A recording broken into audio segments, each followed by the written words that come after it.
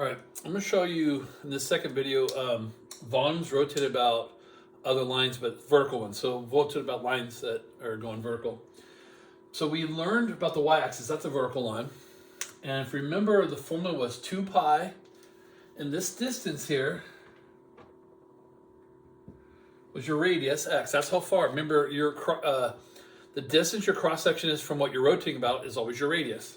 And this formula, that's why there's an x there, your radius is always x. So 2 pi x, and then what's here is the height of your function, which is always going to be f of x minus g. All right, this one turns out to be pretty simple. If you're going to rotate about lines, so let's go ahead, we're going to rotate about the line x equals -5. So that's out here. And we're going to spin and make this donut go, rotate around and go this way. And what happens to my radius? Well, my radius was x.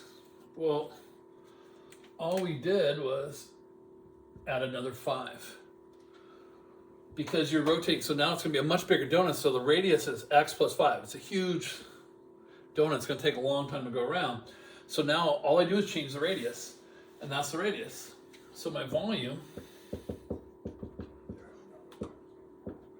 and then becomes x plus 5.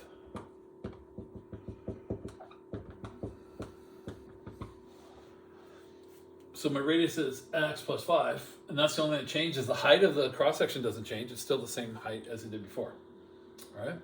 Now, what about a line way out here? So let's say, I don't know, 15. Way out here at x equals 15.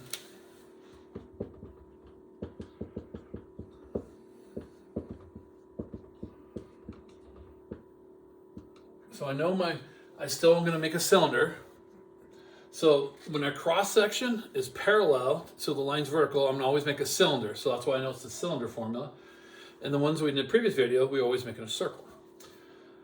So 15, well, this distance here, do it purple here, is 15. So how far is my cross section from there? Well, if this is 15 and this is x, this is what's left, which is 15 minus x.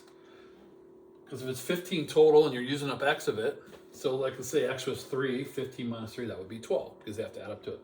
So 15 minus x is your new radius. So my radius becomes 15 minus x, top minus bottom.